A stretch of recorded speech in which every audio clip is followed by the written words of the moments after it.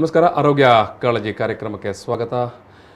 ವಿಶ್ವ ಮಲೇರಿಯಾ ದಿನದ ಹಿನ್ನೆಲೆಯಲ್ಲಿ ಇವತ್ತಿನ ಈ ಒಂದು ಮಾತುಕತೆಯಲ್ಲಿ ನಮ್ಮ ಜೊತೆಗೆ ಡಾಕ್ಟರ್ ನವೀನ್ ಚಂದ್ರ ಕುಲಾಲ್ ಅವರು ಭಾಗವಹಿಸ್ತಾ ಇದ್ದಾರೆ. ಡಾಕ್ಟರ್ ನವೀನ್ ಚಂದ್ರ ಕುಲಾಲ್ ಅವರು ಜಿಲ್ಲಾ ಮಲೇರಿಯಾ ನೋಡಲ್ ಅಧಿಕಾರಿ ಅವರು. ನಾನು ಡಾಕ್ಟರ್ ನವೀನ್ ಚಂದ್ರ ಕುಲಾಲ್ ಅವರನ್ನು ಈ ಒಂದು ಮಾತುಕತೆಗೆ ಸಮಸ್ತ ವೀಕ್ಷಕರ ಪರವಾಗಿ ಪ್ರೀತಿಯನ್ನು ಸ್ವಾಗತ ಮಾಡ್ತೇನೆ. ನಮಸ್ಕಾರ. ವಿಶ್ವ ಮಲೇರಿಯಾ ಜಾಗೃತಿ ದಿನ. ಮಲೇರಿಯಾ ಯಾವ ರೀತಿ ಬರುತ್ತೆ ಮತ್ತು ಅದನ್ನು ಯಾವ ರೀತಿಯಾಗಿ ನಾವು ಹತೋಟಿಗೆ ತರಬಹುದು ಮತ್ತು ಯಾವ ರೀತಿಯಾಗಿ ಅದನ್ನು ತಡೆಗಟ್ಟಬಹುದು, ಈ ಎಲ್ಲ ವಿಚಾರವಾಗಿ ನಾವು ಮಾತಾಡಲಿಕ್ಕಿದ್ದೇವೆ. ಮಲೇರಿಯಾ ವಿಚಾರಕ್ಕೆ ಬರುವಾಗ ಇಡೀ ಕರ್ನಾಟಕದಲ್ಲೇ ಮಂಗಳೂರು ಮಲೇರಿಯಾದ ಒಂದು ರಾಜಧಾನಿ ಅಂತ ಹೇಳ್ಬೋದು. ಕಳೆದ ಸುಮಾರು 25 ವರ್ಷದಿಂದಲೂ ನಾವು ರಾಜಧಾನಿ ಆಗಿದ್ದೆವು. ಎಸ್ ಡಾಕ್ಟ್ರೆ, ಸಾಮಾನ್ಯವಾಗಿ ನಾವು ಅನೇಕ ಬಾರಿ ಮಾತಾಡಿದ್ದೇವೆ ಮಲೇರಿಯಾದ ವಿಚಾರ, ಮಾತಾಡಿದ್ದೇವೆ.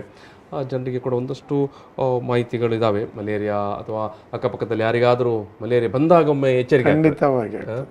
ಎಸ್, ನಾವು ಈ ಒಂದು ಮಲೇರಿಯಾ ಜಾಗೃತಿ ದಿನದ ಸಂದರ್ಭದಲ್ಲಿ ಈ ವರ್ಷದ WHO ಆಶಯ ಅಥವಾ ಸಂದೇಶ ಏನು? ನವ ವಿಧಾನಗಳನ್ನು ಬಳಸೋಣ, ಮಲೇರಿಯಾ ಕಡಿಮೆ ಮಾಡೋಣ, ಜೀವ ಉಳಿಸೋಣ.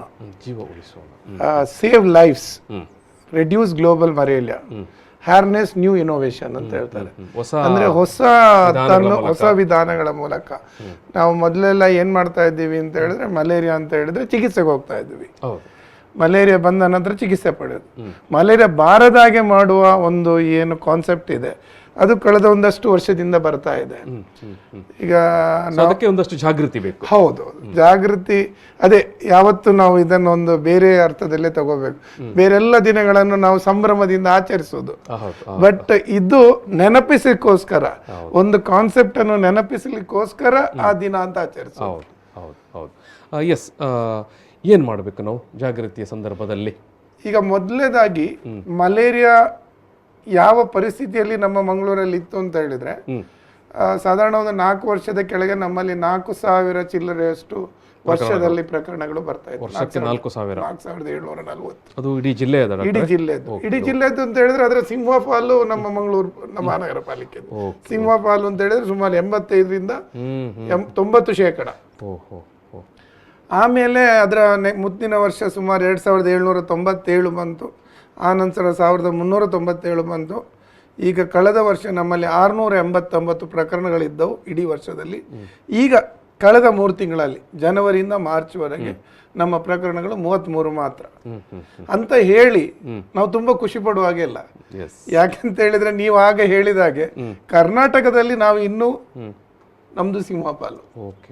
ಈಗ ಡಾಕ್ಟ್ರೆ, ನೀವೀಗ ನಗರವನ್ನು ಹೇಳಿದ್ರಿ. ಈಗ ಜಿಲ್ಲೆಗೆ ಹೋಲಿಸುವ ಸಂದರ್ಭದಲ್ಲಿ 80ರಿಂದ ಅಥವಾ 90% ತನಕ ಬರೀ ನಗರದಲ್ಲಿ ಪ್ರಕರಣಗಳು ಪತ್ತೆ ಆಗ್ತಾ ಇತ್ತು, ಪತ್ತೆ ಆಗ್ತದೆ ಕೂಡ ಅಂತ. ಏನದು ಕಾರಣ? ಈಗ ಮೊದಲನೇದಾಗಿ ಏನಾಗತ್ತೆ ನೋಡಿ, ಒಂದು ಜನದಟ್ಟಣೆ, ಇನ್ನೊಂದು ಏನು ಅಂತ ಹೇಳಿದ್ರೆ ನಮ್ಗೆ ಬೇರೆ ಬೇರೆ ಬೇರೆ ಬೇರೆ ಊರಿಂದ ಜನ ಕೂಡ ಬರ್ತಾ ಇರ್ತಾರೆ. ಮೊದಲನೇದಾಗಿ ವಲಸೆ ಕಾರ್ಮಿಕರು, ಅದು ಮಲೇರಿಯಾ ಪೀಡಿತ ರಾಜ್ಯಗಳಿಂದ ಬರ್ತಾರೆ. ಇದು ಒಂದು ಕಾರಣ ಅಂತ ಆದ್ರೆ, 2 ಈ ಹಳ್ಳಿಗಳಲ್ಲಿ ಜನರಲ್ಲಿ ಒಂದಷ್ಟು ಒಳ್ಳೆಯ ಅಭ್ಯಾಸಗಳಿರ್ತವೆ. ಏನು ಅಂತ ಹೇಳಿದ್ರೆ, ಸಂಜೆ ಹೊತ್ತಿಗೆ ಹೊದ್ಕೊಂಡು ಮಲಗ್ತಾರೆ, ಮನೆಯಲ್ಲಿ ಇನ್ನೂ ಕಟ್ಟಿಗೆ ಒಲೆಯನ್ನು ಉರಿಸ್ತಾರೆ. ಕಟ್ಟಿಗೆ ಒಲೆ ಒಳ್ಳೇದು ಅಂತ ಹೇಳ್ತಾ ಇಲ್ಲ ನಾನು, ಆದ್ರೆ ಕಟ್ಟಿಗೆ ಒಲೆಯಲ್ಲಿ ಏನಾಗ್ತದೆ ಅಂತ ಹೇಳಿದ್ರೆ ಮನೆ ಒಳಗೆ ಒಂದಷ್ಟು ಹೊಗೆ ಇರ್ತದೆ. ಸೊ ಸೊಳ್ಳೆಗಳ ಕಾಟ ಒಂದು ಚೂರು ಕಮ್ಮಿ ಇರ್ತದೆ. ಈಗ ಮನೆಯ ಒಳಗೆ ಮಾತ್ರ ಅಲ್ಲದೆ ಕೂಡ ಹಳ್ಳಿಯಲ್ಲಿ ಏನಾಗುತ್ತೆ ಅಂತ ಹೇಳಿದ್ರೆ ಹೊರಗಡೆ ಕೂಡ ಭರಿಸುವಂತ ಒಂದು ವಿಧಾನ ಸಾಕಷ್ಟು ಇದೆ. ಇನ್ನೊಂದು ಅಂತ ಹೇಳಿದ್ರೆ, ಹಳ್ಳಿಗಳಲ್ಲಿ ಏನಾಗ್ತದೆ, ಒಂದು ಮನೆಯಲ್ಲಿ ಈಗ ಒಬ್ಬನಿಗೆ ಮಲೇರಿಯಾ ಬಂದ್ರೆ ಆ ಮನೆಯಿಂದ ಇನ್ನೊಂದು ಮನೆ ಹಬ್ಲಿಕ್ಕೆ ಅಷ್ಟೊಂದು ಸುಲಭ ಇಲ್ಲ. ಒಂದು ಮನೆಯಿಂದ ಇನ್ನೊಂದು ಮನೆಗೆ ದೂರ ಕೂಡ ಅಷ್ಟೇ ಇರುತ್ತೆ. ಇನ್ನೊಂದು, ನಮ್ಮ ಮಂಗಳೂರು ತರ ಒಂದೇ ಕಡೆ ಕೂಡುವಂತ ವ್ಯವಸ್ಥೆಗಳು ಕಮ್ಮಿ.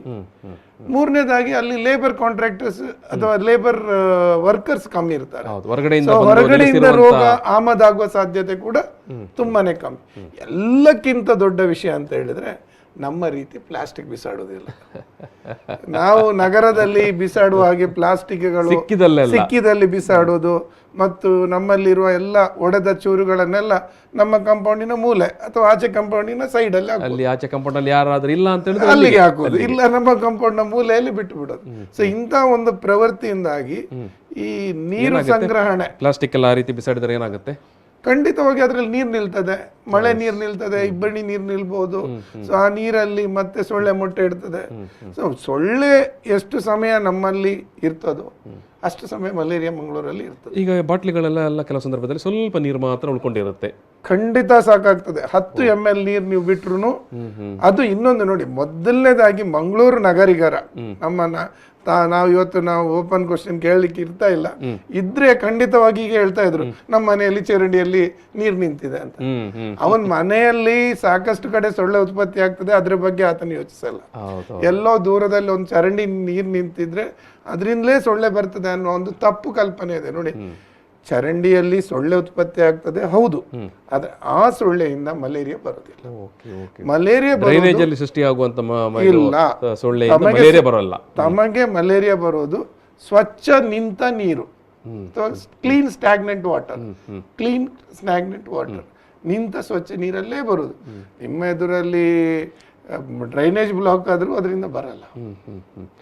ಎಸ್ ಡಾಕ್ಟರ್, ನೀವು ಹೇಳಿದ್ರೆ ಹಾಗಾದ್ರೆ ಸಣ್ಣ ಪ್ರಮಾಣದ ನೀರು ಕೂಡ ನಿಂತಿದ್ರು ಬರುತ್ತೆ. ಖಂಡಿತ ಬರ್ತದೆ. ಈ ಸಣ್ಣ ಪ್ರಮಾಣದ ನೀರು ಅಂತ ಹೇಳಿದ್ರೆ ನೀರು ಎಲ್ಲೂ ಇರ್ಬೋದು. ನೋಡಿ, ನಮ್ಮಲ್ಲಿ ಕಷ್ಟ ಆಗೋದು ಏನು ಅಂತ ಹೇಳಿದ್ರೆ ನೀರು ಎಲ್ಲಿ ನಿಲ್ತದೆ ಅನ್ನೋದನ್ನು ನಾವು ಯೋಚಿಸಲ್ಲ. ನಮ್ಮ ಮನೆಯಲ್ಲಿ ನಾವು ಸಾಕಷ್ಟು ಈಗ ಇತ್ತೀಚೆಗೆ ನಾವು ನೋಡಿದ ಕೆಲವು ತೊಂದರೆಗಳು, ಈಗೆಲ್ಲ ಫ್ಲಾಟ್ಗಳಲ್ಲಿ ಹೊಸದಾಗಿ ಗಾರ್ಡನಿಂಗ್ ಮಾಡೋ ಒಂದು ಪಾಟ್ ತಂದು ಇಡ್ತಾರೆ, ಅಭ್ಯಾಸ ಬಂದಿದೆ. ಸೊ ಈ ಗಾರ್ಡನಿಂಗ್ ಮಾಡೋಕೆ ಏನ್ ಮಾಡ್ತಾರೆ, ಅದರ ಅಡಿಯಲ್ಲಿ ಒಂದು ಪ್ಲೇಟ್ ಇಡ್ತಾರೆ, ಅಡಿಯಲ್ಲಿ ಒಂದು ಪ್ಲೇಟ್ ಇಡ್ತಾರೆ. ಸೊ ಈ ನಾವು ನೀರನ್ನು ಎಷ್ಟು ಬಳಸಬೇಕು ಅದಕ್ಕಿಂತ ಜಾಸ್ತಿ ಹಾಕ್ತೇವೆ. ನೀವು ಒಂದು ಗಿಡಕ್ಕೆ ಎಷ್ಟು ನೀರು ಬೇಕು ಅಷ್ಟೇ. ಪ್ರಕೃತಿ ನೋಡಿ, ಪ್ರಕೃತಿಯಲ್ಲಿ ಕಾಡಲ್ಲಿರುವ ಮರಗಳಿಗೆ ವರ್ಷದಲ್ಲಿ 3 ತಿಂಗಳು ನೀರೇ ಬೀಳೋದಿಲ್ಲ, ಆದ್ರೂ ಅವುಗಳು ಬದುಕ್ತವೆ. ಸೊ ಅದಕ್ಕೆ ಆದ ವ್ಯವಸ್ಥೆ ಇರ್ತದೆ. ಸೊ ನಾವು ಒಂದು ಅಗತ್ಯಕ್ಕಿಂತ ಜಾಸ್ತಿ ನೀರು ಉಣಿಸಿದ ಕೂಡಲೇ ಆ ನೀರು ಕೆಳಗಡೆ ಪ್ಲೇಟ್ ಅಲ್ಲಿ ಉಳಿತದೆ.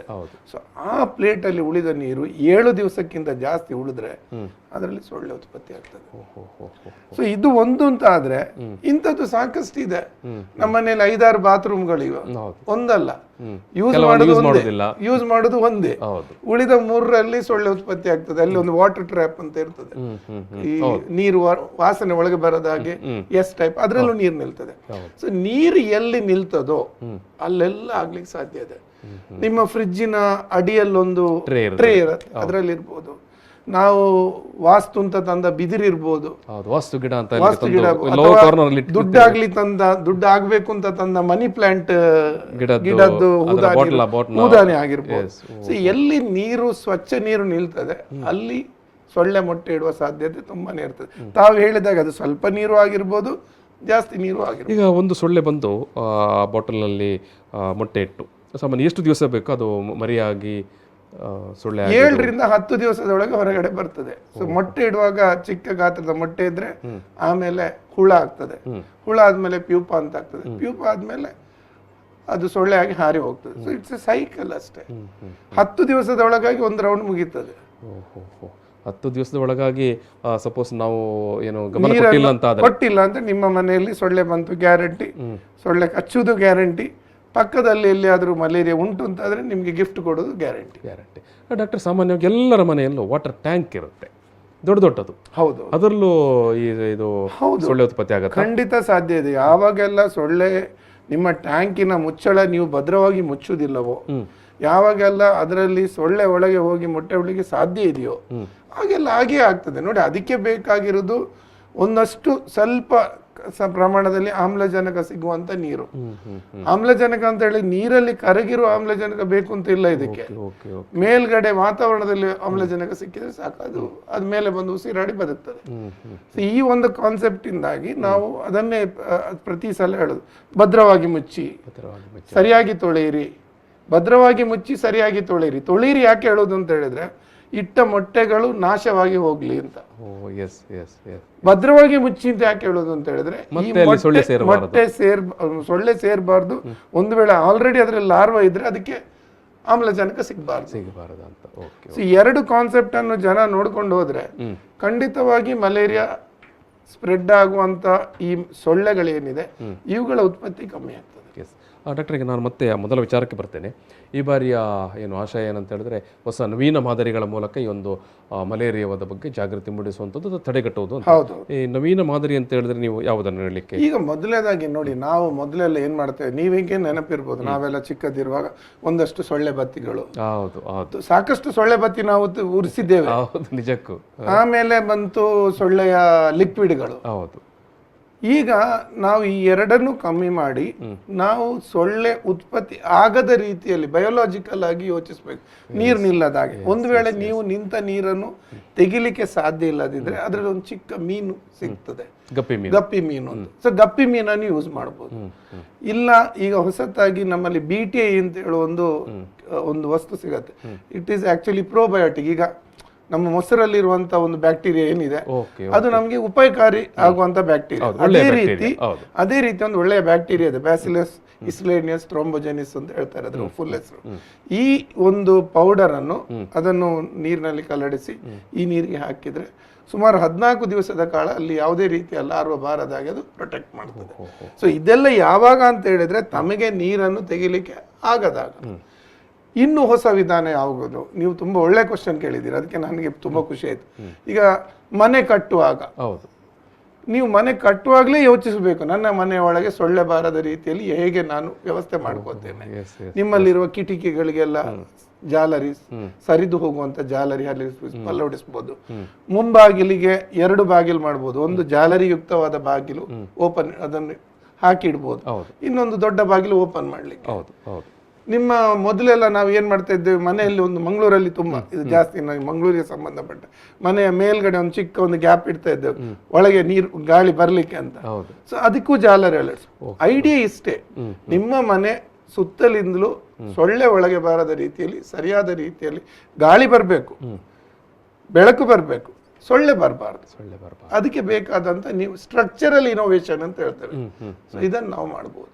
ಸೊ ಸ್ಟ್ರಕ್ಚರಲ್ ಇನೋವೇಷನ್, ಹೊಸ ರೀತಿಯ ಈ ಬ್ಯಾಕ್ಟೀರಿಯಾ ರೀತಿಯ ಲಾರ್ವನಾಶಕಗಳು, ಗಪ್ಪಿ ಮೀನು, ಗಂಬೂಸಿಯ ಮೀನಿನಂತ ಮನುಷ್ಯನಿಗೆ ತೊಂದರೆ ಕೊಡದಂತ ವ್ಯವಸ್ಥೆ, ಅಥವಾ ಪ್ರಕೃತಿಗೆ, ಮನುಷ್ಯನಿಗಿಂತಲೂ ಪ್ರಕೃತಿಗೆ ತೊಂದರೆ ಕೊಡದಂತ ಹೊಸ ವಿಧಾನಗಳು. ಸೊ ಇವೆಲ್ಲ ಹೊಸ ರೀತಿಯ ವ್ಯವಸ್ಥೆಗಳು. ಮತ್ತೆ ನೀವು ಮನೆ ಕಟ್ಟುವಾಗ್ಲೇ ನೀವು ನೋಡ್ಕೋಬೇಕು ನಿಮ್ಮ ಮನೆಯಲ್ಲಿ ಎಲ್ಲೂ ನೀರು ನಿಲ್ಲದಾಗೆ. ಈಗ ಫಾರ್ ಎಕ್ಸಾಂಪಲ್ ಸಿಂಪಲ್ ಆಗಿ ಹೇಳುದಿದ್ರೆ, ನಾವು ಮಂಗಳೂರಲ್ಲಿ ಟ್ಯಾರಿಸ್ ಹಾಕ್ತೇವೆ. ಮೊದಲೆಲ್ಲ ನಮ್ಮಲ್ಲಿ ಇರ್ಲಿಲ್ಲ, ನಮ್ಮಲ್ಲಿ ಇದ್ದದ್ದೇ ಟೈಲ್ಸ್ ಮನೆಗಳು, ನೀರು ಜಾರಿ ಹೋಗ್ತಾ ಇತ್ತು. ಇಲ್ಲಿಗೆ ಟೈಲ್ಸ್ ಹಾಕ್ತೀರಿ ನೀವು, ಮೇಲ್ಗಡೆ ಟ್ಯಾರಿಸ್ ಹಾಕ್ತೀರಿ, ಮನೆ ಒಳಗಡೆ ತುಂಬಾ ಚೆನ್ನಾಗಿ ಟೈಲ್ಸ್ ಹಾಕಿ ಗ್ರಾನೈಟ್ ಹಾಕಿರ್ತೀರ. ಬಟ್ ಮೇಲ್ಗಡೆ ಏನು ಈ ಟ್ಯಾರಿಸ್ ಇದೆ ಆ ಸ್ಲ್ಯಾಬ್ ಸಮತಟ್ಟಾಗಿರಲ್ಲ. ಸೊ ನೀರು ಬಿದ್ದ ಕೂಡಲೇ ಅದ್ರಲ್ಲಿ ನೀರು ನಿಲ್ಲುವ ಜಾಗಗಳು ಉಂಟಾಗ್ತದೆ ಅಲ್ಲಲ್ಲಿ. ನೀವಂತೂ ಮನೆ ಮೇಲ್ಗಡೆ ಹೋಗಲ್ಲ, ಮನೆ ಕಟ್ಟುವ ದಿವಸದಲ್ಲಿ ಕಾಂಟ್ರಾಕ್ಟರ್ ಇರುವಾಗ ಮಾತ್ರ ಹೋಗಿದ್ದು, ಮತ್ತೆ ಹೋಗಲ್ಲ. ಮತ್ತೆ ಹೋಗೋದು ಯಾವಾಗ? ಮನೆ ಒಳಗಡೆ ನೀರು ಸೋರಿದ್ರೆ ಮಾತ್ರ. ನಾವು ಮನೆಯ ಒಳಗಡೆ ಯಾವ ರೀತಿ ಫಿನಿಶ್ ಮಾಡ್ತೇವೋ, ಅಂದ್ರೆ ನೀರು ನಿಲ್ಲದ ಹಾಗೆ ಚೆನ್ನಾಗಿ ಕಾಣುವ, ಅದೇ ರೀತಿ ಮನೆ ಮೇಲ್ಗಡೆ ಕೂಡ ಎಲ್ಲೂ ನೀರು ನಿಲ್ಲದ ಹಾಗೆ ನೋಡ್ಕೊಳ್ಬೇಕು. ಇದು ಕೂಡ ವಿಧಾನ. ಇದೆಲ್ಲ ಇನೋವೇಷನ್ಸ್. ಕೇವಲ ನೀವು ಹೊಗೆ ಬತ್ತಿ ಉರಿಸುವುದು ಇನೋವೇಷನ್ ಅಲ್ಲ, ಅದು ತಪ್ಪು. ಅದರಿಂದ ನಿಮ್ಮ ಶ್ವಾಸಕೋಶಕ್ಕೂ ನೀವು ಒಂದಷ್ಟು ಹೊಗೆಯನ್ನು ತಗೊಳ್ತೀರಿ, ಹಾನಿ ಮಾಡಿಕೊಂಡ ಹಾಗೆ. ಹಾಗೂ ಪಕ್ಕದಲ್ಲಿರುವವರಿಗೂ, ಮನೆಯ ಪಕ್ಕದಲ್ಲಿರುವವರಿಗೂ ವಾತಾವರಣವನ್ನು ಕಲುಷಿತಗೊಳಿಸ್ತೀರಿ. ಅದರ ಬದಲಾಗಿ ಈ ರೀತಿಯ ವ್ಯವಸ್ಥೆಯನ್ನು ಯೋಚಿಸಬೇಕು. ಈಗ ಓಪನ್ ಬಾವಿ ಇರುತ್ತೆ, ಅಥವಾ ಕೆಲವು ಕಡೆ ಸ್ವಲ್ಪ ವಿಶಾಲವಾದಂಥ ಕೆರೆಗಳಿರುತ್ತೆ, ಅಲ್ಲಿ ಗಪ್ಪಿ ಮೀನನ್ನು ಹಾಕುವ. ಖಂಡಿತವಾಗಿ ಗಪ್ಪಿ ಮೀನನ್ನು ಹಾಕಬಹುದು. ಅಥವಾ ಗಪ್ಪಿ ಮೀನನ್ನು ಹಾಕ್ಲಿಕ್ಕೆ ಸಾಧ್ಯ ಇಲ್ಲ ಅಂತ ಹೇಳಿದ್ರೆ ಚಿಕ್ಕ ಗಾತ್ರದ ಬಾವಿಗಳಾದ್ರೆ ಮತ್ತೆ ನೀವು ಜಾಲರಿ ಯುಕ್ತವಾದ ಸೊಳ್ಳೆಯ ರಂಧ್ರ, ಏನು ಸೊಳ್ಳೆ ಒಳಗೆ ಹೋಗದಷ್ಟು ಚಿಕ್ಕ ಗಾತ್ರದ ನಾವು ಹಾಕ್ತೇವೆ. ಜಾಲರಿ ಎಲ್ಲರೂ ಹಾಕ್ತಾರೆ, ನೀವು ನೋಡಿರ್ಬೋದು. ನೀವು ಮಂಗಳೂರಲ್ಲಿ ನೋಡುವ ಎಲ್ಲಾ ಬಾವಿಯ ಮೇಲ್ಗಡೆ ಜಾಲರಿ ಇರ್ತದೆ. ಯಾಕೆ ಜಾಲರಿ ಹಾಕ್ತಾರೆ ಅಂತ ಹೇಳಿ, ಮೇಲ್ಗಡೆ ಮರದ್ದು ಎಲೆ ಒಳಗೆ ಹೋಗ್ಬಾರ್ದು ಅಂತ. ಸೊ ಅದರ ಬದಲಾಗಿ ಜಾಲರಿ ಹಾಕುವಾಗ ಒಂದು ಸ್ವಲ್ಪ ಅದಕ್ಕಿಂತ ಚಿಕ್ಕ ಗಾತ್ರದ್ದು ಜಾಲರಿ ಹಾಕಿದ್ರೆ ಖಂಡಿತವಾಗಿ ನಿಮ್ಮ ಬಾವಿಯಲ್ಲಿ ಸೊಳ್ಳೆ ಉತ್ಪತ್ತಿ ಆಗೋದಿಲ್ಲ. ಈಗ ನಿಮ್ಮ ಇಲಾಖೆಯಿಂದ ಏನು ಪ್ರೊವೈಡ್ ಮಾಡಲಿಕ್ಕೆಲ್ಲ ಸಾಧ್ಯ ಉಂಟು? ಈಗ ಮೊದಲನೇದಾಗಿ ನೋಡಿ, ನಮ್ಮ ಇಲಾಖೆ ಪರವಾಗಿ ಮೊದಲನೇದಾಗಿ ತಾವೇನು ಮಾಡ್ತಾ ಇದ್ರಿ ಅದೇ, ನಿಮ್ಮ ಮೂಲಕ ನಾವು ಜನರಿಗೆ ಸಂದೇಶ ಏನು ಅವರು ಮಾಡಬೇಕು ಅದು ಇಂಪಾರ್ಟೆಂಟ್. ನಾವೇನ್ ಮಾಡ್ತೇವೆ, ಈ ನಾಲೆಜ್ ಅನ್ನು ಜನರಿಗೆ ಕೊಡ್ತೇವೆ, ಮಾಹಿತಿಯನ್ನು. ನೋಡಿ, ಸ್ವಚ್ಛ ನೀರಲ್ಲಿ ಮಲೇರಿಯಾ ಸೊಳ್ಳೆ ಉತ್ಪತ್ತಿ ಆಗ್ತದೆ ಅನ್ನೋ ಒಂದು ವ್ಯವಸ್ಥೆನೇ ಕಾನ್ಸೆಪ್ಟೇ ಜನರಿಗೆ ಗೊತ್ತಿರಲಿಲ್ಲ. ಒಂದು ಎಷ್ಟೋ ಜನ ಯುವತಿ ಕೂಡ ಹೇಳೋದುಂಟು, ಏನು ನೀವು ಹೇಳಿದಾಗ ಡ್ರೈನೇಜ್ ಕೊಳಚೆ ನೀರಲ್ಲಿ ಖಂಡಿತ ತಕ್ಷಣ ಮಲೇರಿಯಾ ಬರುತ್ತೆ. ಖಂಡಿತ ಹೌದು. ಎರಡನೇದು ಸರ್ಕಾರದ ವತಿಯಿಂದ ಮಾಸ್ಕಿಟೋ ನೆಟ್ ಕೊಡ್ತಾರೆ. ಎಲ್ಲಿ ಮಲೇರಿಯಾ ಜಾಸ್ತಿ ಇರ್ತದೆ ಆ ಪ್ರದೇಶ ನಾಗರಿಕರಿಗೆ ನಾವೇನ್ ಮಾಡ್ತೇವೆ, ನಮ್ಮಲ್ಲಿ ಬರುವ ನೆಟ್ಗಳನ್ನೆಲ್ಲ ಮಹಾನಗರ ಪಾಲಿಕೆಗೆ ನೀಡ್ತೇವೆ. ಮಹಾನಗರ ಪಾಲಿಕೆಯ ಮೂಲಕವಾಗಿ ಕೊಡಿಸ್ತೇವೆ. ಯಾಕಂತ ಹೇಳಿದ್ರೆ ಅವರಲ್ಲಿ ಒಂದು ಸರಿಯಾದ ವ್ಯವಸ್ಥೆ ಇರ್ತದೆ. ಉಚಿತವಾಗಿ ಕೊಡ್ತಾರೆ, 100ಕ್ಕೆ 100 ಉಚಿತವಾಗಿಯೇ ಕೊಡಬೇಕು. ಯಾಕಂದ್ರೆ ಸರ್ಕಾರದಿಂದ ಅದು ಉಚಿತವಾಗಿ ಬಂದಿರೋದು. ಅದರ ಸಾಗಾಟದ ಖರ್ಚು ವೆಚ್ಚವನ್ನು ಕೂಡ ಸರ್ಕಾರನೇ ನೋಡ್ಕೋತದೆ. ಅಲ್ಲಿ ಯಾವುದೇ ರೀತಿಯ ಟ್ರಾನ್ಸ್ಪೋರ್ಟ್ಗೆ ಆಗಲಿ ಯಾವುದಕ್ಕೆ. ಎರಡನೇದಾಗಿ ಈಗ MCCಯ ಮೂಲಕ ನಾವು ಅವರಿಗೆ ಕೆಮಿಕಲ್ ಕೊಡ್ತೇವೆ ಅಥವಾ ಅವರಿಗೆ ಆ ಬಗ್ಗೆ ನಾಲೆಜ್ ಕೊಡ್ತೇವೆ, ಅವರು ಕೂಡ ಪರ್ಚೇಸ್ ಮಾಡ್ತಾರೆ. ಈ ಟೆಮಿಫಾಸ್ ಅಂತ ಒಂದು ಸೊಲ್ಯೂಷನ್ ಇರ್ತದೆ, ನೀವು ನೋಡ್ತಾ ಇರ್ಬೋದು. ಮೊದಲ ಕಾಲದಲ್ಲಿ ಅದೊಂದು ಹಿತ್ತಾಳೆ ಡ್ರಮ್ ಹಾಕೊಂಡು ಸಾಕಷ್ಟು ಪೌರ ಕಾರ್ಮಿಕರ ಮನೆಗೆ ಬಂದು ಸ್ಪ್ರೇ ಮಾಡ್ತಾ ಇದ್ರು. ಆದ್ರೆ ನಾವು ಏನ್ ಮಾಡಿದ್ದೇವೆ, ಆ ಸ್ಪ್ರೇ ಅನ್ನು ವೇಸ್ಟ್ ಮಾಡಿದೆವು. ನಾವು ಆ ಸ್ಪ್ರೇ ಅನ್ನು ಎಲ್ಲಿ ಹಾಕ್ಬೇಕು ಅಲ್ಲಿ ಹಾಕ್ಲಿಕ್ಕೆ ಬಿಡದೆ ಅವರಲ್ಲಿ ಅದನ್ನು ಗಿಡಗಟ್ಟಿಗೆ ಗುಲಾಬಿ ಹೂಗಳಿಗೆ ಹಾಕಿಸ್ತಾ ಇದ್ದೇವೆ. ನೋಡಿ, ಗುಲಾಬಿ ಹೂಗಳಿಗಾಗ್ಲಿ ಉದ್ಯಾನಕ್ಕಾಗ್ಲಿ ಈ ಸ್ಪ್ರೇಯಿಂದ ಯಾವುದೇ ರೀತಿಯ ಪ್ರಯೋಜನ ಇಲ್ಲ. ಕೇವಲ ನಿಂತ ನೀರಿನ ಮೇಲೆ ಮಾತ್ರ ಈ ಸ್ಪ್ರೇ ಮಾಡಿದಾಗ ಏನವರು ಬಂದು ಮಾಡಿದ ಸ್ಪ್ರೇ ಇದೆ, ಅದರಿಂದ ಸೊಳ್ಳೆಯ ಮರಿಗಳು ಮತ್ತೆ ದೊಡ್ಡದಾಗಿ ಸೊಳ್ಳೆ ಆಗುವುದನ್ನು ನಿಲ್ತದೆ. ಸೊ ಅದನ್ನು ಸರ್ಕಾರದ ವತಿಯಿಂದ ಮಾಡ್ತಾರೆ, ನೆಟ್ ಕೊಡ್ತಾರೆ. ಇದು ನಾವು ನೀವು ಹೇಳಿದಾಗ, ಯಾಕಂದ್ರೆ ಈ ರೀತಿಯಾಗಿ ಮನೆಗೆ ಬಂದು ಈ ಮದ್ದು ಸ್ಪ್ರೇ ಮಾಡೋದನ್ನು ನಾವು ಅನೇಕ ವರ್ಷಗಳಿಂದ ನೋಡ್ತಾ ಇದ್ದೇವೆ. പക്ഷെ ಅದರಿಂದಾಗಿ ಒಂದಷ್ಟು ಕಡಿಮೆ ಆಗಲಿಕ್ಕೆ ಕೂಡ ಕಾರಣ ಆಯ್ತು ಏನು? ಖಂಡಿತವಾಗಿ ಹೌದು. ಯಾವಾಗ ಯಾವುದೇ ವಿಧಾನವನ್ನು ನಾವು ಸರಿಯಾದ ರೀತಿಯಲ್ಲಿ ಉಪಯೋಗಿಸ್ತೇವೆ ಆಗ ಅದರಿಂದ ಇಫೆಕ್ಟ್ ಬರ್ತದೆ. ಎಲ್ಲಕ್ಕಿಂತ ದೊಡ್ಡ ಬ್ರೇಕ್ ಥ್ರೂ ನಮಗೆ ಕಳೆದ 3 ವರ್ಷದಲ್ಲಿ ಏನ್ ಬಂತು ಅಂತ ಹೇಳಿದ್ರೆ, ತಮ್ಮ ಈ ಮಾಧ್ಯಮಗಳ ಮೂಲಕ ಏನ್ ನಾವು ರಕ್ತ ಪರೀಕ್ಷೆಗೆ ಒಂದು ಸಂದೇಶ ನೀಡಿದೆವು. ನಮ್ಮ ಕಚೇರಿಯಲ್ಲಿ ಕೂಡ ಸುಮಾರು 45 ಕಾರ್ಯಕರ್ತರಿದ್ದಾರೆ ನನ್ನ ಕಚೇರಿಯಲ್ಲಿ. ಸೊ ಇವರ ಕೆಲಸ ಏನು ಅಂತ ಹೇಳಿದ್ರೆ ರಕ್ತ ಪರೀಕ್ಷೆ ಮಾಡೋದು. ಎಲ್ಲಿ ಈ ಮಲೇರಿಯಾ ಯುಕ್ತವಾದ ಜಾಗ ಇರ್ತದೆ, ಈಗ ನಮ್ಮಲ್ಲಿ ನೋಡಿದ್ರೆ ಬಂದರು, ಕೊಡಿಯಲ್ ಬೈಲು, ಜಪ್ಪು, ಕಸ್ಬಾ ಬೆಂಗ್ರೆ, ಈ ಕದ್ರಿ ಈ ಏರಿಯಾದಲ್ಲೆಲ್ಲ ಒಂದಷ್ಟು ಜಾಸ್ತಿ ಮಲೇರಿಯಾ ಬರುವ ಸಾಧ್ಯತೆ ಇರ್ತದೆ. ಸೊ ಅಲ್ಲಿಯ ಜನರ ರಕ್ತವನ್ನು ಪದೇ ನಾವು ಪರೀಕ್ಷೆ ಮಾಡಿ ನೋಡ್ತೇವೆ. ಒಂದು ವೇಳೆ ಅವನಿಗೆ ಮಲೇರಿಯಾ ಇದ್ರೆ ಅಥವಾ ಮಲೇರಿಯಾದ ರೋಗಾಣು ಕಂಡು ಬಂದ್ರೆ ಆಗ ಅವನಿಗೆ ಉಚಿತವಾದ ಚಿಕಿತ್ಸೆ ಸರ್ಕಾರದ ಲೆಕ್ಕದಲ್ಲಿ ಕೊಡಲಾಗ್ತದೆ. ಸೊ ಈ ಒಂದು ಪ್ರಕ್ರಿಯೆಯಲ್ಲಿ ಏನಾಗ್ತದೆ ಅಂತ ಹೇಳಿದ್ರೆ, ಡಾಕ್ಟರ್ ಈ ನಡುವೆ ಈಗ ನೀವು ಈ ಮಲೇರಿಯಾ ತಪಾಸಣೆ ಮಾಡುವಂಥದ್ದು, ಈಗ ಮಲೇರಿಯಾದ ಗಂಭೀರ ಸ್ಥಿತಿಯನ್ನು ನಾವು ಎಷ್ಟೋ ಸಂದರ್ಭದಲ್ಲಿ ನೋಡಿರ್ತೇವೆ. ಬಹುಶಃ ಈಗ ಗಂಭೀರದ ಸ್ಥಿತಿಗೆ ಬರುವುದಂತ ಮೊದಲೇ ಈ ತಪಾಸಣೆ ಮಾಡಿದ್ರಿಂದ ಬಹುಶಃ ಮಾಹಿತಿ ಸಿಗುತ್ತೆ. 100ಕ್ಕೆ 100 ಸತ್ಯ ನೀವು ಹೇಳಿದ್ದು. ಅದಕ್ಕೋಸ್ಕರನೇ ಕಳೆದ 3 ವರ್ಷದಲ್ಲಿ ನಮ್ಮಲ್ಲಿ ಮಲೇರಿಯಾದ ಸಾವು ಪ್ರಕರಣ ತುಂಬಾನೇ ಕಮ್ಮಿ ಆಗಿದೆ. ಕಮ್ಮಿ ಅಲ್ಲ, ನಮ್ಮಲ್ಲಿ ಇಲ್ಲ 3 ವರ್ಷ. ಅದನ್ನು ಹೇಳಿಕೊಳ್ಳಿಕ್ಕೆ ನಮಗೂ ಹೆಮ್ಮೆ ಅನ್ನಿಸ್ತದೆ. ಅಂದ್ರೆ ನಮ್ಮ ವೈದ್ಯ ಲೋಕಕ್ಕೆ ಅದೊಂದು ಸವಾಲಾಗಿತ್ತು ಮಲೇರಿಯಾದ್ದು ಸಾವುಗಳು. ಈಗ ಈ ತ್ವರಿತ ಪತ್ತೆ, ಸಂಪೂರ್ಣ ಚಿಕಿತ್ಸೆ, ತ್ವರಿತ ಅಂತ ಹೇಳಿದ್ರೆ ಆದಷ್ಟು ಬೇಗ ನೀವು ಇನ್ನೊಬ್ಬರಿಗೆ ಮಲೇರಿಯಾ ರೋಗಾಣು ಸಾಗಿಸುವುದಕ್ಕೆ ಮೊದಲೇ ನಿಮ್ಗೆ ನಾವು ಚಿಕಿತ್ಸೆ ಕೊಟ್ರೆ ನೀವು ಬೇಗ ಗುಣ ಆಗ್ತೀರಿ, ಹಾಗೂ ನಿಮ್ಮಿಂದಾಗಿ ಇನ್ನೊಬ್ಬನಿಗೆ ಮಲೇರಿಯಾ ಬರುವ ಸಾಧ್ಯತೆ ಕೂಡ ಸಾಕಷ್ಟು ಕಮ್ಮಿ ಆಗುತ್ತೆ. ಸೊ ಎರಡೂ ಅದರಲ್ಲಿ ಸಾಧನೆ ಆಗ್ತದೆ. ಸೊ ತಾವುಗಳು ಏನು ಈ ಜನರು ಇದನ್ನು ಅರಿತುಕೊಂಡು, ನೀವು ಮಾತಾಡಿದ್ದನ್ನು ಅರಿತುಕೊಂಡು, ಇವತ್ತು ನಮ್ಮ ಕಚೇರಿಯ ಸಿಬ್ಬಂದಿಯವರು ಬರ್ತಾರೆ, ನಿಮ್ಮಲ್ಲಿ ಒಂದು ನೀಲಿ ರೀತಿಯ ಒಂದು ದಿರಿಸಿ ಧರಿಸ್ಕೊಂಡು, ಅವರಲ್ಲಿ ಒಂದು ಏಪ್ರನ್ ಇರ್ತದೆ, ಮನೆಯಲ್ಲೇ ಬಂದು ರ್ಯಾಪಿಡ್ ಟೆಸ್ಟ್ ಅಂತ ಮಾಡ್ತಾರೆ. ರ್ಯಾಪಿಡ್ ಟೆಸ್ಟ್ ಅಂತ ಹೇಳಿದ್ರೆ ಈಗ ಟೆಸ್ಟ್ ಮಾಡಿದ್ರೆ 2 ನಿಮಿಷದ ಒಳಗಾಗಿ ನಿಮಗೆ ಮಲೇರಿಯಾ ಉಂಟಾ ಇಲ್ಲ ಹೇಳ್ತಾರೆ. ಅಷ್ಟೇ ಅಲ್ಲ, ಮತ್ತೆ ನಿಮ್ಮ ಅದರದ್ದೇ ಒಂದು ಹನಿ ರಕ್ತವನ್ನು ತಗೊಂಡೋಗಿ ಮತ್ತೆ ನಮ್ಮ ಪ್ರಯೋಗಾಲಯ ಇದೆ, ನಮ್ಮದೇ ಪ್ರಯೋಗಾಲಯ ಇರ್ತದೆ, ಅಲ್ಲಿ ಮತ್ತೆ ಅದನ್ನು ಪರೀಕ್ಷೆ ಮಾಡಿ ನೋಡ್ತೇವೆ. ಒಂದು ವೇಳೆ ಈ ರ್ಯಾಪಿಡ್ ಟೆಸ್ಟ್ ಅಲ್ಲಿ ಮಿಸ್ ಆಗಿದ್ರೆ ಸಿಗ್ಲಿ ಅಂತ. ಸೊ ಈ ಒಂದು ಪ್ರಕ್ರಿಯೆಯಿಂದ ಏನಾಗಿದೆ ನಮ್ಗೆ ಅಂತ ಹೇಳಿದ್ರೆ, ಮೊದಲ ಹಂತದಲ್ಲೇ ಸಿಗ್ತದೆ. ಈ ಮೊದಲ ಹಂತದಲ್ಲಿ ಸಿಗುವ ಕಾರಣ ಸಾಕಷ್ಟು ಮಲೇರಿಯಾ ಸ್ಪ್ರೆಡ್ ಆಗುವುದನ್ನು ನಾವು ತಡೆಗಟ್ಟಲಿಕ್ಕೆ ಆಯ್ತು. ಈಗ ಡಾಕ್ಟ್ರೆ, ಒಂದು ಪ್ರದೇಶದಲ್ಲಿ ಈಗ ನೀವು ಹೇಳಿದ್ರಿ, ಈಗ ನಿಮ್ಮ ಕಾರ್ಯಕರ್ತರು ಹೋಗಿ ತಪಾಸಣೆ ಮಾಡುತ್ತಾರೆ, ಆ ಪ್ರದೇಶದಲ್ಲಿ ಯಾರಾದರೂ ಒಂದಿಬ್ಬರಿಗೆ ಮಲೇರಿಯಾದ ಗುಣಲಕ್ಷಣಗಳು ಇದ್ದರೆ ಆವಾಗ ನೀವು ಆ ಇಡೀ ಎಂಟೈರ್ ಪ್ರದೇಶಕ್ಕೆ ಏನು ಮಾಡ್ತೀರಿ? ನೀವು ಮೊದಲನೇದಾಗಿ ಯಾರಿಗೆ ಮಲೇರಿಯಾ ಪಾಸಿಟಿವ್ ಬಂತು ಅವನಿಗೆ ಸಂಪೂರ್ಣ ಚಿಕಿತ್ಸೆ ಸಿಗುವ ಹಾಗೆ ನೋಡ್ತೇವೆ. ಅಂದ್ರೆ ಮಲೇರಿಯಾದಲ್ಲಿ ಒಂದು ವಿಷಯ ನೋಡಿದ್ರೆ ಅಲ್ಲಿ ಚಿಕಿತ್ಸೆ ಅನ್ನೋದು ತುಂಬಾ ಕಾಂಪ್ಲಿಕೇಟೆಡ್. ಉಳಿದ ರೋಗದ ಹಾಗೆ ಅಲ್ಲ. ಹಿಂದಿನ ದಿವಸದಾಗಿ ಜೋರಾಗಿ ಚಳಿ ಬಂದು ನಡ್ತಾ ಇದ್ದವನು ನಮ್ಮ 4 ಮಾತ್ರೆ ಏನು ಕೊಡ್ತೇವೆ ನಮ್ದು ಅಂತ ಹೇಳಿ ಸರ್ಕಾರದಿಂದ ಅಥವಾ ವೈದ್ಯರ ಶಿಫಾರಸ್ ಮೇಲೆ ಸಿಗುವ 4 ಮಾತ್ರೆಯಿಂದ 100ಕ್ಕೆ 100 ಮರು ದಿವಸ ಕಮ್ಮಿ ಆಗ್ತದೆ. ಆದರೆ ನಿಮ್ಮ ಮಲೇರಿಯಾ ಪೂರ್ತಿ ನಿಮ್ಮ ದೇಹದಿಂದ ಹೋಗ್ಬೇಕು ಅಂತಾದ್ರೆ ನೀವು ಮತ್ತೊಂದು ದಿವಸ 4, ಮತ್ತೊಂದು ದಿವಸ 2, 3 ದಿವಸ 10 ಮಾತ್ರೆ ತಗೋಬೇಕು. ಅಲ್ಲದೆ 2 ಪ್ರೈಮಾಕ್ವಿನ್ ನಮ್ಮ ಸರ್ಕಾರದ ಲೆಕ್ಕದಲ್ಲಿ ಬರುವುದು, ಅಥವಾ ಪ್ರೈವೇಟ್ ಅಲ್ಲಿ ನಿಮಗೆ ಸಿಂಗಲ್ ಟ್ಯಾಬ್ಲೆಟ್ ಕೂಡ ಸಿಗತ್ತೆ. ಈ ಮಾತ್ರೆಯನ್ನು 14 ದಿವಸಗಳ ಕಾಲ ತೆಗಿಬೇಕಾಗ್ತದೆ. ಇದನ್ನು ಯಾರೂ ತೆಗಿತಾ ಇರ್ಲಿಲ್ಲ.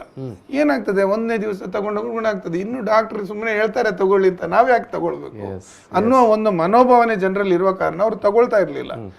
ಆಗ ಏನಾಗ್ತದೆ, ಅವನ ದೇಹದಲ್ಲಿರುವ ರೋಗಾಣು ಸಂಪೂರ್ಣವಾಗಿ ನಾಶ ಆಗಲ್ಲ.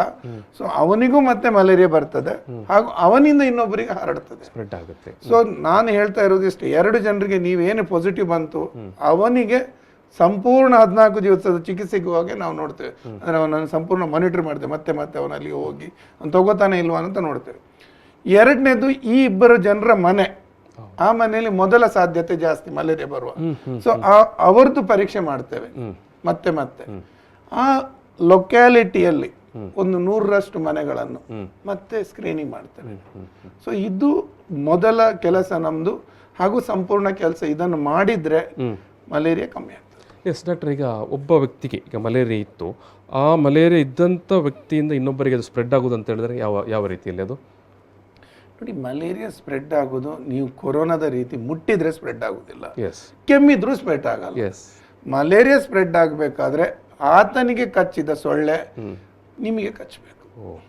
ಅದು ಕೂಡ್ಲೆ ಕಚ್ಚಿದ್ರೆ ಬರಲ್ಲ. ಈ ಸೊಳ್ಳೆಯ ದೇಹದಲ್ಲಿ ಒಂದು 10 ದಿವಸದ ಅದಕ್ಕೆ ಸಮಯ ಇದೆ. ಅಲ್ಲಿ ಕೂಡ ಅದು ಡೆವಲಪ್ಮೆಂಟ್ ಆಗಬೇಕು. ಡೆವಲಪ್ಮೆಂಟ್ ಆಗಿ ಅದರ ಜೊಲ್ಲಿನ ಮೂಲಕ ನಮ್ಮ ದೇಹವನ್ನು ಪ್ರವೇಶಿಸ್ತದೆ ಅದು. ಸೊ ಈ ಒಂದು ವ್ಯವಸ್ಥೆ ಇರುವ ಕಾರಣ ಒಬ್ಬ ವ್ಯಕ್ತಿಯಿಂದ ಇನ್ನೊಬ್ಬ ವ್ಯಕ್ತಿಗೆ ಬರಬೇಕು ಅಂತ ಹೇಳಿದ್ರೆ ನಿಮ್ಮ ಮನೆಯಲ್ಲಿ ಸೊಳ್ಳೆ ಇರಬೇಕು. ಅಥವಾ ನಿಮ್ಗೆ ಮಲೇರಿಯಾ ಬಂದಿದೆ ಅಂತ ಹೇಳಿದ್ರೆ ಅದರ ಅರ್ಥ ನಿಮ್ಗೆ ಮಲೇರಿಯಾ ಯುಕ್ತವಾದ ಸೊಳ್ಳೆ ಕಚ್ಚಿದೆ ಅಂತ ಅರ್ಥ. ಈಗ ಡಾಕ್ಟರ್, ಈಗ ಒಂದು ಪ್ರದೇಶದಲ್ಲಿ ಈಗ ನೀವು ತಪಾಸಣೆ ಮಾಡೋ ಪತ್ತೆ ನಿಮಗೆ ಗೊತ್ತಾಯಿತು. ಸೊ ಆ ಪ್ರದೇಶದಿಂದ ಈಗ ಸಂಪೂರ್ಣವಾಗಿ ಅದನ್ನು ಇರಾಡಿಕೇಟ್ ಮಾಡಲಿಕ್ಕೆ ಸಾಧ್ಯ ಆಗುತ್ತಾ? ಇವತ್ತು ನೋಡಿ ಅದೇ ಆಗಿದೆ. ನೀವು ಒಂದು 3 ವರ್ಷ ಮೊದಲು ನೋಡ್ತಾ ಇದ್ರೆ ನಾನು ಹೇಳಿದೆ 2797, ಕಳೆದ ವರ್ಷ ಅಲ್ಲ, ಅದ್ರ ಹಿಂದಿನ ವರ್ಷ ಅಲ್ಲ, ಅದ್ರ ಹಿಂದಿನ ವರ್ಷ. ಕಳೆದ ವರ್ಷ ನಮಗೆ 689. ಇನ್ನು 2797 ಎಲ್ಲಿ 689, 3 ವರ್ಷದ ಒಳಗೆ ದೊಡ್ಡ ಪ್ರಮಾಣದಲ್ಲಿ ಕಡಿಮೆ. ಕಳೆದ ವರ್ಷ ಇಷ್ಟು ಸಮಯ ಆಗುವಾಗ 3 ತಿಂಗಳಲ್ಲಿ ಜನವರಿಯಿಂದ ಮಾರ್ಚ್ ಒಳಗೆ ನಮಗೆ 200 ಚಿಲ್ಲರೆ ಕೇಸ್ ಇತ್ತು. ಈ ಸಲ 33ಕ್ಕೆ ಬಂದಿದೆ, ತುಂಬಾ ಕಮ್ಮಿ ಆಗಿದೆ. ಈಗ ಸಾಮಾನ್ಯವಾಗಿ ಯಾವ ಅವಧಿಯಲ್ಲಿ, ಸೀಸನ್ ಅಲ್ಲಿ ಸ್ವಲ್ಪ ಜಾಸ್ತಿ ಅಂತ ಪ್ರಕರಣಗಳು? ನೋಡಿ, ಮಂಗಳೂರಿಗೆ ಸಂಬಂಧಪಟ್ಟ ಹಾಗೆ ನಿಜ ಹೇಳ್ಬೇಕಾದ್ರೆ ಸೀಸನ್ ಇಲ್ಲ. ಯಾಕೆ ಅಂತ ಹೇಳಿದ್ರೆ ಮಂಗಳೂರಲ್ಲಿ ಉಷ್ಣತೆ ಯಾವಾಗ್ಲೂ 18ರಿಂದ 36 ಒಳಗೆ ಇರ್ತದೆ. ನಿಮಗೆ 18ರಿಂದ ಕಮ್ಮಿ ಆದಂತೂ ನೆನಪಿಲ್ಲ, ಖಂಡಿತ. 36ರಿಂದ ಜಾಸ್ತಿ ಆದ್ದು ನೆನಪಿಲ್ಲ. ಇದ್ರ ನಡುವಲ್ಲೇ ಸುತ್ತಾಡ್ತದೆ. ಇದು ಪರ್ಫೆಕ್ಟ್ ಟೆಂಪರೇಚರ್ ಸೊಳ್ಳೆಗೆ ಬದುಕಲಿಕ್ಕೆ.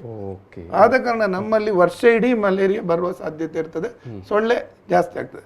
ಆದರೂ ಈ ಮೇಯಿಂದ ನಮ್ಮ ಆಗಸ್ಟ್ ತಿಂಗಳವರೆಗೆ ಬಿಟ್ಟು ಮಳೆ ಆಗುವ ಸಾಧ್ಯತೆ ಇರುವುದರಿಂದ ಆ ಸಮಯದಲ್ಲಿ ಒಂದು ಸ್ವಲ್ಪ ಮಲೇರಿಯಾ ಖಂಡಿತ ಜಾಸ್ತಿ ಆಗ್ತದೆ. ಸೊ ಹಾಗಿದ್ದರೆ ಈಗ ಇಲ್ಲಿ ಜಾಗೃತಿಯ ವಿಚಾರಕ್ಕೆ ಬರುವಾಗ ನಾವು ವರ್ಷದ ಎಲ್ಲಾ 12 ತಿಂಗಳು ಕೂಡ ಜಾಗೃತಿಯಲ್ಲಿ ಇರಬೇಕು, ಸತರ್ಕರಾಗಿ ಇರಬೇಕು.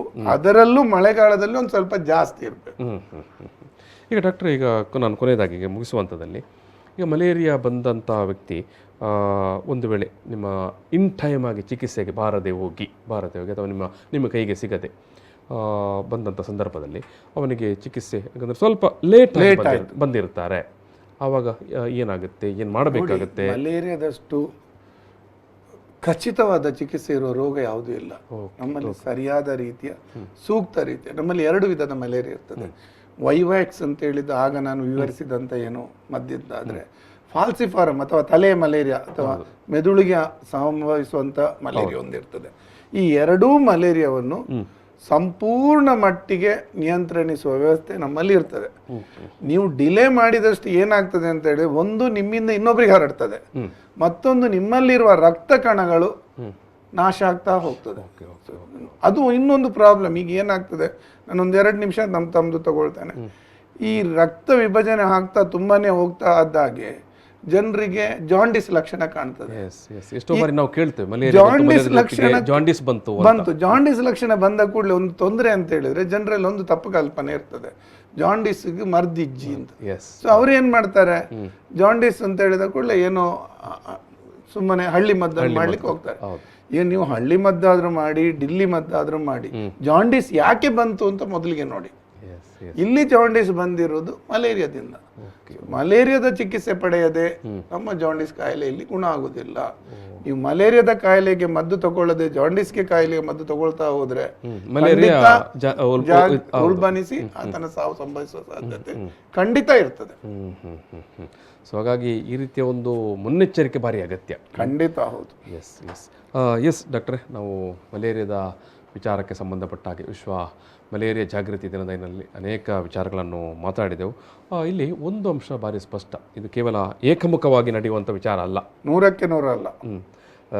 ಇದು ಜನರ ಭಾಗವಹಿಸುವಿಕೆ ಇಲ್ಲ ಅಂತ ಹೇಳಿದ್ರೆ ನಾವು ಇಲ್ಲ. Yes yes yes malaria malaria ಕಮ್ಮಿ ಮಾಡ್ಲಿಕ್ಕೂ ಇಲ್ಲ. ಹೌದು, ಹಿಮ್ಮೆಟ್ಟಿಸಲಿಕ್ಕೆ ಸಾಧ್ಯ ಇಲ್ಲ. ಪ್ರತಿಯೊಬ್ಬ ನಾಗರಿಕ ಮತ್ತು ಪ್ರತಿಯೊಬ್ಬ ಮನೆಯವರಿಗೂ ಕೂಡ ಒಂದು ಇದರಲ್ಲಿ ಕಾಳಜಿ ಇದೆ, ಖಂಡಿತ ಕಾಳಜಿ ಇದೆ. ಜೊತೆಗೆ ನಾವು ಮನೆ ಆಚೆಗೆ ನಮ್ಮ ಕಮರ್ಷಿಯಲ್ ಕಾಂಪ್ಲೆಕ್ಸ್ ಇರ್ಬೋದು ಅಥವಾ ಹಾಸ್ಪಿಟಲ್ ಅಥವಾ ದೊಡ್ಡ ದೊಡ್ಡ ಬಿಲ್ಡಿಂಗ್ಗಳು ಎಲ್ಲರೂ ಕೂಡ ಈ ವಿಚಾರದಲ್ಲಿ ಇನ್ನೊಂದು ಕೂಡ ನಾನು ಹೇಳಲಿಕ್ಕೆ ಇಷ್ಟಪಡ್ತೇನೆ. ಮೊದಲನೇದಾಗಿ ನಾವು ನಮ್ಮ ಮನೆಯಲ್ಲಿ ಎಲ್ಲೂ ಸೊಳ್ಳೆ ಉತ್ಪತ್ತಿ ಆಗದಾಗೆ ನೋಡಬೇಕು. ಅದೇ ರೀತಿ ಪಕ್ಕದಲ್ಲಿ ಎಲ್ಲಾದ್ರೂ ಆಗ್ತಾ ಇದ್ದರೆ ಆ ಬಗ್ಗೆ ಮಹಾನಗರ ಪಾಲಿಕೆ ಆಗಲಿ ಅಥವಾ ನಮಗೆ ಆಗಲಿ ಸೂಚಿಸಬೇಕು. ಯಾಕೆಂತ ಹೇಳಿದ್ರೆ ಅಲ್ಲಿ ಉತ್ಪತ್ತಿ ಆದ್ರೂ ಇವನಿಗೆ ಆಸ್ ಎ ನಾಗರಿಕನಾಗಿ ಅವನದು ಕರ್ತವ್ಯ ಅವನಿಗೆ ಹೇಳಿಕೊಡೋದು. ಪ್ರತಿಯೊಂದಕ್ಕೆ ನಾವು ಕಾನೂನು ಮೂಲಕನೇ ಅಥವಾ ಬೆತ್ತದ ಮೂಲಕವೇ ಹೇಳಬೇಕು ಅಂತ ಹೇಳೋದು ತಪ್ಪು. ಪ್ರೀತಿ ಪೂರ್ವಕವಾಗಿ ಹೇಳಿ ಕೂಡ ತಿಳಿಸಿ ಸರಿಪಡಿಸಬಹುದು. ಸರಿಪಡಿಸ್ಲಿಕ್ಕೆ ಆಗದಿದ್ರೆ ಆಗ ಕಾನೂನು ಮೂಲಕ ಆದ್ರೂ ಮಾಡಿಸ್ಬೇಕು. ಖಂಡಿತವಾಗಿ ಇದು ಎಲ್ಲರೂ ಕೈ ಜೋಡಿಸಿ ನಾವು ಏನು ಮಲೇರಿಯನ್ನು ಹಿಮ್ಮೆಟ್ಟಿಸಬೇಕಾದಂಥ ಒಂದು ಏನು ಪ್ರತಿಯೊಬ್ಬರ ಜವಾಬ್ದಾರಿ, ಕರ್ತವ್ಯ ಪ್ರಜ್ಞೆ ಕೂಡ. ಏನು ಡಾಕ್ಟರ್ ನವೀನ್ ಚಂದ್ರ ಕುಲಾಲ್ ಅವರು ಹೇಳಿದ ಹಾಗೆ ನಾವು 4-5 ವರ್ಷಗಳಲ್ಲಿ ಭಾರಿ ಗಣನೀಯ ಪ್ರಮಾಣದಲ್ಲಿ ಮಲೇರಿಯಾದ ಪ್ರಕರಣವನ್ನು ಕಡಿಮೆ ಮಾಡಲಿಕ್ಕೆ ಸಾಧ್ಯ ಆಗಿದೆ. ಒಂದು ಕಡೆಯಿಂದ ಇಲಾಖೆಯ ಏನು ಕೆಲಸಗಳು, ಇನ್ನೊಂದು ಕಡೆ ಜನರ ಒಂದು ಸಹಕಾರ. ಎಸ್, ಖಂಡಿತ ನಾವು ಅದೇ ರೀತಿಯಾಗಿ ಮುಂದುವರಿಯುವ ಅಂತ ಆಶಯವನ್ನು ವ್ಯಕ್ತಪಡಿಸುತ್ತಾ ನಾನು ಇವತ್ತಿನ ಮಾತುಕತೆಯಲ್ಲಿ ಭಾಗಿಯಾದಂಥ ಡಾಕ್ಟರ್ ನವೀನ್ ಚಂದ್ರ ಕುಲಾಲ್ ಅವರಿಗೆ, ಎಲ್ಲ ಮಲೇರಿಯಾ ನೋಡಲ್ ಅಧಿಕಾರಿಯವರಿಗೆ ನಾನು ಸಮಸ್ತ ವೀಕ್ಷಕರ ಪರವಾಗಿ ಪ್ರೀತಿಪೂರ್ವಕ ಧನ್ಯವಾದಗಳನ್ನು ಸಮರ್ಪಿಸ್ತಾರೆ ಸರ್.